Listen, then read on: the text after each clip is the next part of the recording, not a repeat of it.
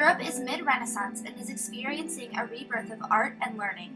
Trade and interaction is expanding, and with the help of the printing press, ideas were spreading faster than ever before.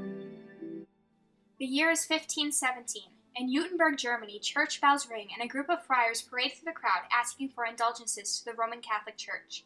These indulgences were supposed to buy God's forgiveness for their sins or for the sins of dead friends and relatives, releasing them from hell or purgatory. One of these friars, Johann Tetzel, chants, "As soon as the money in the box rings, the soul from hell's fire springs." The year is 1517. The Holy Roman Empire expects complete abidance with the Catholic Church.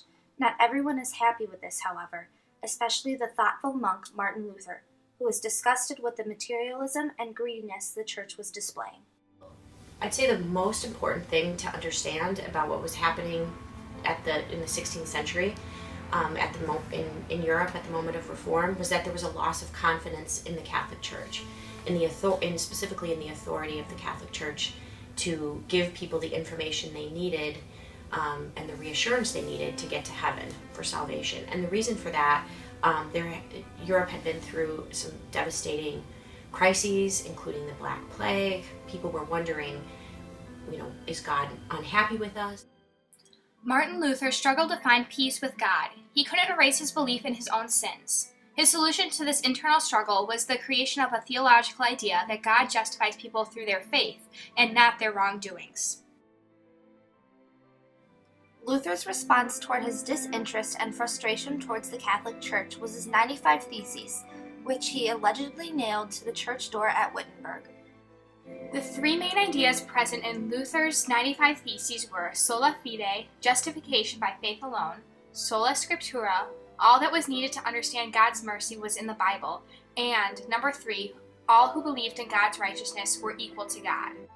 The Catholic Church did not respond in a peaceful way to Luther's ideas. As a result, the Catholics and Luther's followers, known as Protestants, pitted themselves against each other in violent wars and massacres. One of the worst things that I think about is what happened to the radical reformers, the Anabaptists, those Protestants who came after Luther who believed that baptism should be allowed for adults. Both the Lutherans and the Catholics joined forces against them to drown Anabaptists simply for wanting to be baptized as an adult. So that's not really all that long ago in human history that we were killing each other over what age you should get baptized. So I think that should be a warning to everybody that when it comes to religion, when it comes to theology, it's best to have humility and to keep violence and enforcement of religious laws through violence out of it.